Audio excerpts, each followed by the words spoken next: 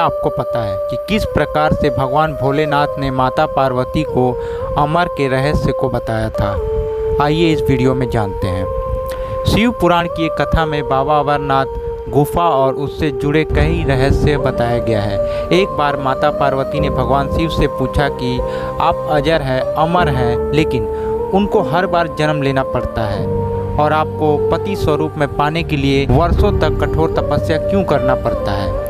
आपको प्राप्त करने के लिए इतनी कठिन परीक्षा क्यों देनी पड़ती है?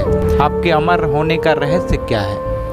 भगवान शिव अमर के रहस्य को बताना नहीं चाहते थे, लेकिन माता पार्वती के जिद करने पर वे इसके लिए तैयार हो गए। उन्होंने अमर रहस्य को सिर्फ माता पार्वती को ही बताना चाहते थे। इसके लिए उन्होंने एकांत और शांतिपूर्वक अमरनाथ गुफा को ही चुना। गुफा में पहुंचने के लिए भगवान शिव ने अपने पंच तत्वों को भी त्याग दिया। उस गुफा में नदी, गणेश या कोई अन्य पशु पक्षी ना आए, इसीलिए गुफा के चारों ओर आग जला दी।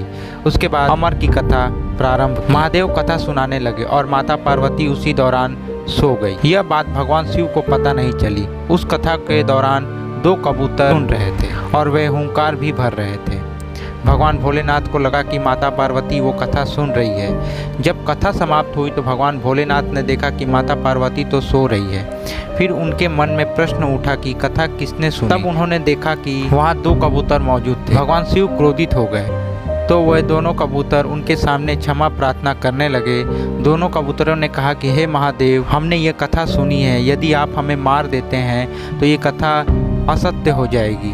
आप हमारा मार्गदर्शन करें। तब भगवान शिव ने यह कहा कि तुम आज से यहाँ पर शिव और शक्ति के प्रतीक चिन्ह के रूप में वास करोगे। इसके बाद से कबूतर का जोड़ा अमरता को प्राप्त कर लिया। इस पूरी कथा के कारण उस गुफा को अमरनाथ गुफा कहते हैं और यह कथा अमर कथा कहलाती है।